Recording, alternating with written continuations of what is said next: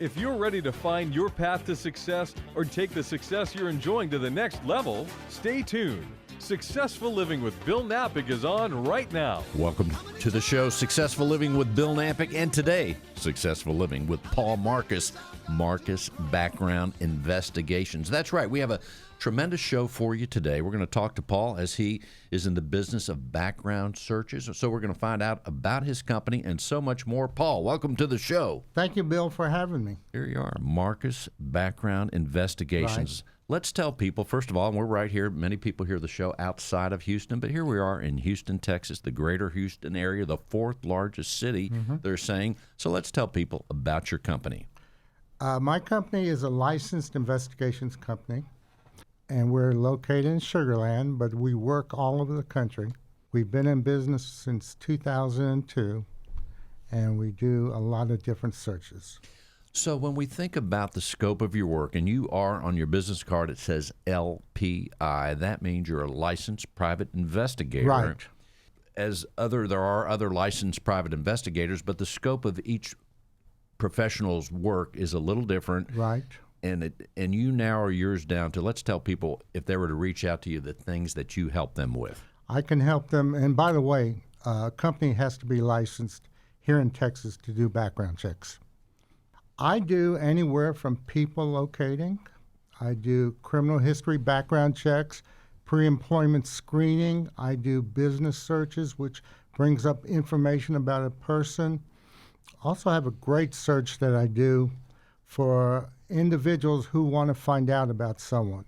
For example, if they're entering into a relationship, they can find out possibly if they're married, but you can match up names, where they've lived, property. And we also do asset searches. First of all, we think the world of private investigating, the whole idea, and I'm thinking of movies and TV shows, right away that's fascinating to people because we know in life, and certainly the older we get, that things are not always what they seem. Right. There are, especially in a fertile ground like Houston, Texas, there are fraudsters out there. There are people looking to take advantage of us. Right. If you're a company, large or small, when you bring someone on board, that's such an important, when you bring someone on your team in whatever capacity, that's so important to make sure that person is who they say they are. You have a fascinating business, and you're probably learning about things that we don't even can think about. Yeah, I've learned a lot, and I run across a lot of information, and so. Well, let's take, first of all, the search for a company. I'm an employment company. I might be a big company or even a medium size, and I reach out to you. I want to check out the person that's applying for the position or the person that I've narrowed down and say, hey, I think this is going to be a great candidate. I come to you and I say, what happens pretty much in that scenario? It depends on which search you want. If you just want a criminal search, we can do it, pre-employment screening. What we do is we take the name, date of birth, and social, and find out on the social trace. We have a spot we go to check the social trace, and it gives us patterns of addresses. What you need to do is run every address that they've lived in for the past 7 to 10 years. For example, if you've lived in Harris County and Brazoria County in the last 7 to 10 years, we need to check those counties too. The next step is a multi-state background search. We run the alias. A lot of people get this mixed up with a national search. They think that people can get the FBI search. They can't. I used to work for Harris County, and one of my job responsibilities was doing background searches on volunteers and new staff. Well, I was able to access the NCIC, the FBI check, because it was a governmental agency. I had special dispensation. But they made me sign an agreement that I will not use that search for anything besides what's in the scope of my work. So as far as, again, the employer you have, I guess we'll call it a menu. Mm-hmm. You can get we just want to know that this person did not commit crimes like they may have represented on their application or resume, so we can find that out. But what if you have a company that says, Paul, I want to know everything that you can dig up about this person before I bring them on the team? How many different levels of searches, or what's the word I'm looking for? The grand slam background search. Because you can find out a lot. Yes, I'm guessing. You can. What we do on the criminal side is we check the social trace, we check the database search, and from there we learn where they've lived. So we check every county they've lived in. And if a record comes up on the multi-state check, we have to check it out at the county level. Then the last part of the search we do for criminal is run a federal criminal background check. Because federal records do not come through on state and local records. So you have to check that separately. Then if you want even more, we have searches we can do, which will give address patterns. You can locate people by that. Possible relatives, property owned, and a lot of other different searches. So that sounds interesting. So there's the employer, and that's certainly a very, I would think in your business, the companies that are checking people out to be on their team is, I don't know, is that a big part of your business? Yes. Then you mentioned that, and here we are at the end of the year, 2019. 2020 is upon us. Right. We're looking at it right ahead of us. And there's a lot of people. There's a lot of single people in Houston. Mm-hmm. I don't know what the percentage is, but there are a lot. And right. Not only that, in other cities as well. Sure. And as we embark on relationships, we know, male or female alike, there are people out there that are scamming. Sure. Certainly on the dating sites, that is common. So let's tell people, you serve people that, if I were going to date someone, let's say, and right. whatever her name may be, I say, Paul, she seems like a really nice gal, girl, and she cooks a great dinner, a lot of nice features, but I wonder if she is who she says she is. What would I provide you? Her name and address? And then you could tell me. You can provide me name, date of birth if you have it, but address, and we can go from there and look up the information. We can get you, of course, once we have the information, where they've lived and such, we can do the criminal report for you. But then again, we can go to the second tier of search, where it gives possible relatives, address patterns, property owned, and that check, we can do that. We call that the relationship check, because we're checking all these things to find out if that person is whoever they say they are. And how popular is that in your line of business? I've done a few of them. I'm going to start doing more of them. There's probably a bigger market for that than you would think, because going back to Houston, here we are, tons of singles. And right. I think what happens is we're so optimistic is when we're thinking about the idea of relationships. Mm-hmm. We may be very optimistic. The person may seem nice, and many times, probably most of the times they are, especially if we see and meet them and spend time with them in right. person. However, it's good to, if it's going to get serious, to do that background absolutely. check. For example, if a person tells you they're not married, our relationship graph that comes up will give other names. So you can come back and say, who is this person? And they may be caught right there about marriage. We're talking with Paul Marcus. He is a licensed private investigator and owner of Marcus Background Investigations. His website is marcusbackgroundinvestigations.com. Easy to say, but there's a lot of letters there, Paul. Yes, there are. Marcus is how we spell his last name, marcusbackgroundinvestigations.com. So let's tell people that when you started this business, what was it about the investigation world that caught your attention, that made it interesting for you to choose this as your profession? I've always liked research and digging up things. And when I worked for Harris County, like I said before, I enjoyed doing those background checks. So when I started thinking about this after being laid off for another job, it got more interesting. And it was a field that was coming into fruition more and more. So I went and contacted someone bought an opportunity kit, and started the business. And there you go. How many years ago was that? 17. It's a long time. And if we think back of that timeline, Paul, from 17 years ago till today, look at how technology has changed and most likely has been a tremendous asset for you to do your job. Right. We can get information from all over the country within a day or two. So going back, let's go back again. That's a good idea. The mechanics, someone submits you the information, go back to the employer. Hey, I have this person. His name's Bill. Seems all right. I got this info. They submit it to you, and then is it about, what, a day or so before you bring back a report? Usually within a day, maybe 2 days. It depends on where we're searching. A rural county, say in Wyoming, will take longer. And when companies use your services for these background investigations, is there a pattern in terms of the bigger companies or the medium? Because I could see, even if it's a company with maybe 5 people, right, it's maybe even more important to have that background search. Absolutely. Because you're going to have a budget and you want to make sure that that's the right team member. So, but is there a pattern in your world that it's mostly the big guy, medium, or small business? Both. I worked with mostly medium to small business.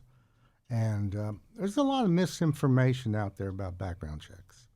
So, how often do you see in the case of the employer that someone misrepresents themselves? Quite often. So, out of 10 checks, 3, I would say. 3 come up where there's something that you bring forth to your client. I will call my client up and ask them, did so and so mention anything about this or that? They say no. I said, well, they lied to you. So, yeah, I do find that all the time. And when you mentioned about there are misconceptions about background searches, let's explore that a little bit. What are some of the things that, let's go to the relationship here. So someone is thinking about, they met someone and they say, I'm going to call this guy Paul and get a background check on this person. Mm-hmm. How many times in the case of the relationship out of 10 of those searches you do where there's something comes up? Usually not too many. Not too many. Yeah. So that's a little more. Yeah.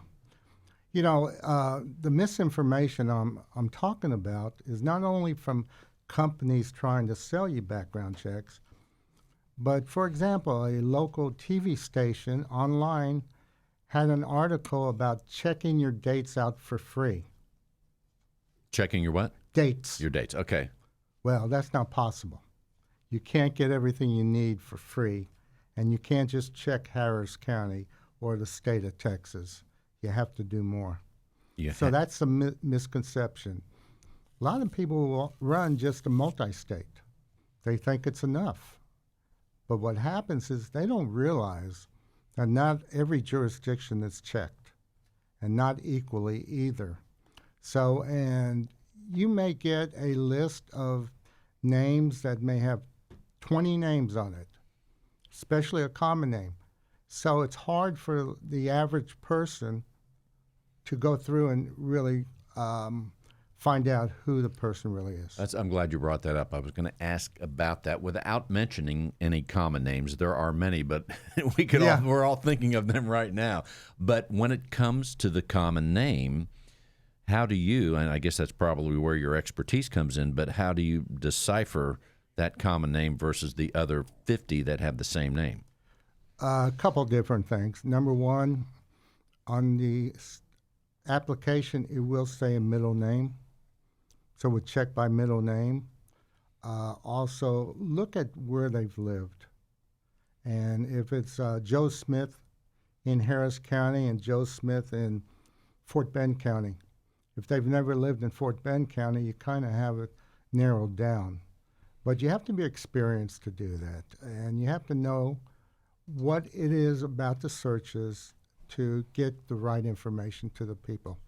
And it's just a matter of taking your time and doing what you're supposed to do. So it sounds like many things at this point of the world where we have so much technology, and technology can do so many things, we can't just rely on that. There's still where you have to cipher that information with the personal touch and with your expertise of doing this all the time. Absolutely. And not only we're talking about that multi-state check, which a lot of people will sell as a single check.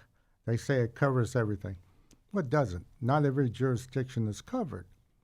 For example, if I ran a search on you and used that multi-state check, if you lived in New York, it would do no good to check that because New York's not checked in that because New York wants their big fees.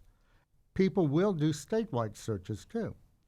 But the problem with statewide is, say, for example, someone moves in yesterday from Louisiana and has never been here before in Texas. And a company runs a statewide, they're not going to find anything. It's a waste of time. And what you're saying right now, Paul, of all the cities that we can be talking about this here in Houston, Texas, versus Little Rock, Arkansas, Harrisburg, Pennsylvania, those two cities that I just mentioned don't have people moving into them like we do. Right. And we have, I don't know what the number is, but people are moving in here every day from everywhere, in the Northeast, California, and everywhere else. So it sounds to me the integrity of your background check becomes even more important to this city that is the melting pot of the world, really. Well, you have to tell people the truth. You have to tell them a statewide check's not going to do you any good, and let them know. Or the multi-state check's not going to do you any good because it doesn't cover the jurisdictions you need. And also, the multi-state search might be off. The records may not be true. It may be different people again. So you need the complete background check, in which we do. You have to go through the social and check the counties and the federal, and you can get a more complete search. I like what you said earlier about you like research. And this is exactly what we're doing. We can research all kinds of things, but researching the human being, that has to be fascinating because look at everybody's life is so different. And we talk about, I know myself, I'm thinking about all the places that I've lived. I've lived in the District of Columbia and Virginia, Chicago, and I'm thinking about all that. That would probably show up on my background check. All those places I live. The addresses should show up on the background check. Fascinating. And from there, for example, did you live in D.C. in the last 7 to 10 years? Nope. Has it all been in Houston? 7 to 10 years I've been in Houston. Okay. So basically, that's the only jurisdiction that needs to be checked, Houston. But if you had lived in Harrisburg or D.C. in the past 7 to 10 years, we need to check that too. Fascinating. Let's go back in time. You said you're doing this 17 years. Right. Now, let's say those first 2 years where you were doing the research on people, and I guess you didn't have the internet back then, at least in the way we do now. Right. How did you do the research back then before the computer? Well, the computer was up and running. We could do it back then. I just found out which companies are the best companies to use. So you have tools that you use, which are resources. And got signed up with them. And from there, I'm able to do the same search I am now. And then from today, as you look at your profession, I don't know, going 4, 5, 10 years, who knows what it's going to be like as far as the tools that you'll have available. Oh, yeah, absolutely. Absolutely. That has to be exciting to think about that. Yeah.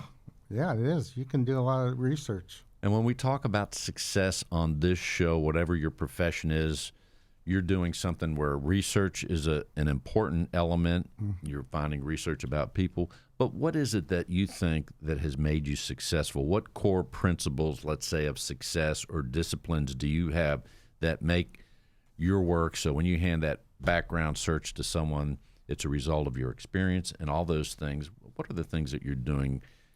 You must be a highly organized person. What's happening? I just tell people what I'm going to do for them. And we build up relationships. They know they can trust me. They know I have integrity and honesty, and I'm not going to do something that doesn't help them. So that's where it comes from. And as far as we have a couple minutes left, what are the other things you want people to know about your company or anything else? I want people to know that don't go with the first background check company. You call around to see what they offer you and get the absolute package that they offer you, and go with the ones who will tell you the truth. Go with the ones who have been around a while. Go with the ones who are licensed here in Texas. And And also, let's tell people the difference, because you can also go online and sign up for a service. I won't mention names, but there's several of them. But that's different than what you're providing. Those searches, if they say find out everything you know about a person for $19.95, what they're giving you is the part of the search that I do, the multi-state search. It may not be alias search, which is important, but that's all they're giving you. So they're not checking anywhere else that they need to check. What is the alias search? It'll bring up other names that come up. So I might have used another name when I lived in another city? Right. That's another way. That might be a good idea. If I ever move, I'll have to pick a new name out there, Paul. I work with home health a lot, and I find a lot of people, a lot of applicants who have had previous names, and it helps me find the true record on them. Fascinating. We're talking with Paul Marcus. He is a licensed private investigator with Marcus Background Investigations. Paul, let's tell people the website again. It's www.marcusbackgroundinvestigations.com. MarcusBackgroundInvestigations.com. If you're a company of any size and you want to check out the individuals that you're looking at, in 2020, so many things are happening, Paul. People are bringing companies are bringing people on board. They're looking at candidates, as we said, about the relationship. That may be a really sizzling part of your business by the time next year at this time, because that is a good idea. Absolutely. Things are not always as they seem. No, so you they're want not. And we welcome people calling and asking questions. And you we can like talk to to be them. educated. We'll be glad to go out and speak to a group, and we appreciate you having us on today. This way we're educating people. That's a good point. So you actually talk to different groups around the city here. Right. And real quick, you mentioned that outside of Houston, and this is a gigantic city, as we all know, but you also have clients that are outside of the city. Right. So if someone's listening on the internet after the fact and they're in, I don't know, we mentioned Arkansas, they might be there, they can reach out to you as well at MarcusBackgroundInvestigations.com. You want to give a phone number, Paul? Yes, it's 281-494-6691 or 1-877-685-6691. Give them a call, 281-494-6691. 2020 will be a brand new year. We need all the information we can, right, Paul? Right. And you've been listening to Successful Living with Bill Knapik, and today with Paul Marcus, Marcus Background Investigations. Thank you, Paul. You're welcome. Thanks for having me. And we'll see you next week. Just go to radiobill.net for more information about the show, past shows, or anything else. Paul Marcus, Marcus Background Investigations. No telling what's going to turn up. Check it out.